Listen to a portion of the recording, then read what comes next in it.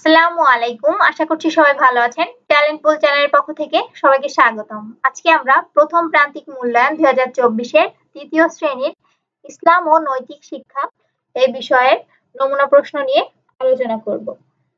প্রথম শ্রেণী থেকে পঞ্চম শ্রেণী পর্যন্ত সকল বিষয়ের সকল তথ্য পাওয়ার জন্য চ্যানেলটিকে সাবস্ক্রাইব করে পাশে থাকবেন।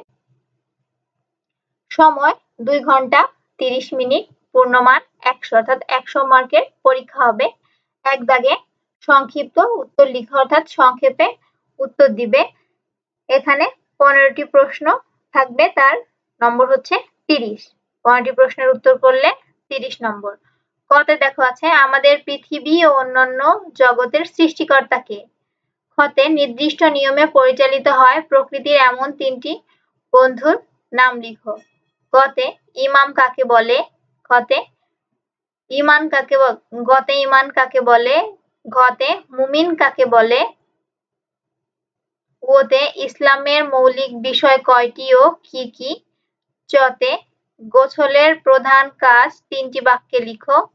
ছতে রুকুর তাসবিহ লিখো। বর্গীয় জতে আরবি হরফ কয়টি? এই হরফগুলো কোন দিক থেকে পড়তে হয়? ঝতে নুক্তাযুক্ত হরফ কয়টি ও নুক্তাবিহীন কয়টি লিখো। ইয়তে হরকত কয়টি ও কি কি? টতে আসমানি কিতাব কয়টি? ঠতে ইমানে মুজমাল অর্থ কি? টতে ইমান অর্থ কি? ঠতে সালাত কয় ওয়াক্ত?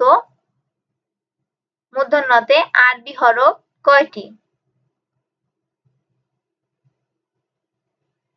এই 15টির উত্তর করতে পারলে 30 নম্বর। আর 2 দাগে আছে শূন্যস্থান পূরণ করো। এখানে 12টি শূন্যস্থান দেওয়া আছে। 12টি শূন্যস্থান পূরণ করতে পারলে 12 নম্বর।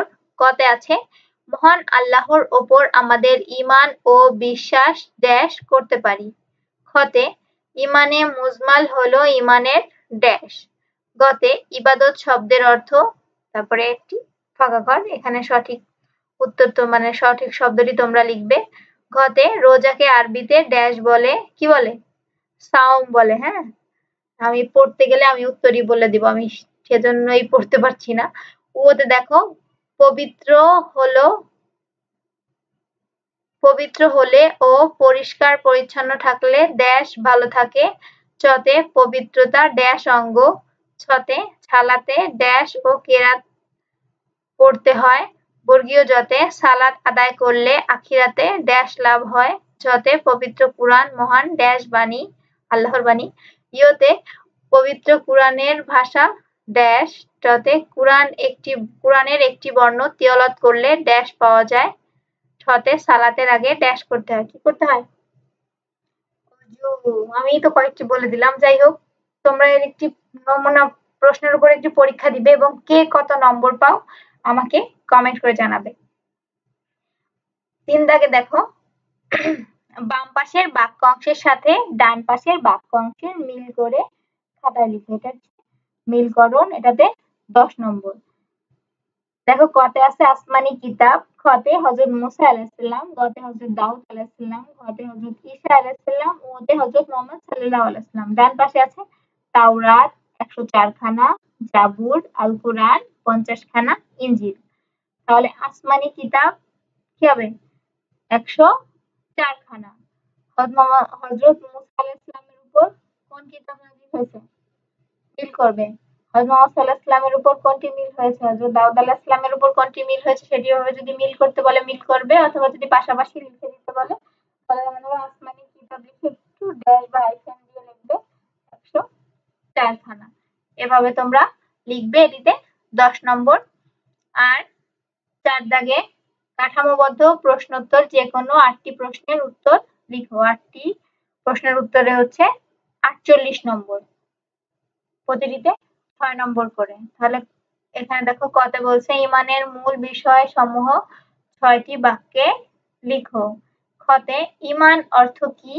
ঈমানদার ব্যক্তি যেসব ভালো কাজ করেন তা 5টি বাক্যে লিখো। গতে বলেছে পবিত্র হওয়ার জন্য আমাদের কি করতে হয়? অজুর প্রধান কাজগুলো লিখো। ঘতে দৈনন্দিন জীবনে পরিষ্কার পরিচ্ছন্ন থাকার জন্য তুমি কি কাজ করো তা 6টি বাক্যে লিখো। ওদে সালাত অর্থ কি? সালাতের গুরুত্ব 5টি বাক্যে লিখো। যতে কিতাব অর্থ কি? আসমানি কিতাব কয়খানা? প্রধান আসমানি কিতাবগুলোর নাম লিখো। ছতে পবিত্র কুরআন একটি পূর্ণাঙ্গ জীবন বিধান এর সম্পর্কে 6টি বাক্য লিখো। বর্গীয় জতে পবিত্র কুরআনে শিক্ষা অনুসারে তোমার করণীয় কাজগুলো 6টি বাক্যে লিখো।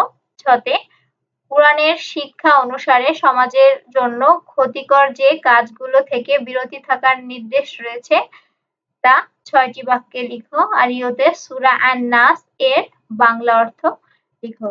তাহলে 10টি থেকে যে কোনো 8টি প্রশ্নের উত্তর করবে, তাতে 48 নম্বর। এই হলো মোট 100 নম্বরের পরীক্ষা। তাহলে প্রথম প্রান্তিকের মূল্যায়নের যে তোমাদের যে সিলেবাস আছে তার মধ্যে থেকে তোমরা যত ছোট প্রশ্ন এবং বড় প্রশ্ন আছে সেগুলো রিভাইজ দিবে।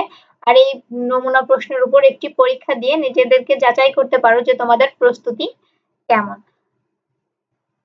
আর যে কোনো বিষয়ে কোনো কিছু জানার থাকলে অবশ্যই আমাকে কমেন্ট করে জানিও। আজ এ পর্যন্তই। আল্লাহ হাফেজ।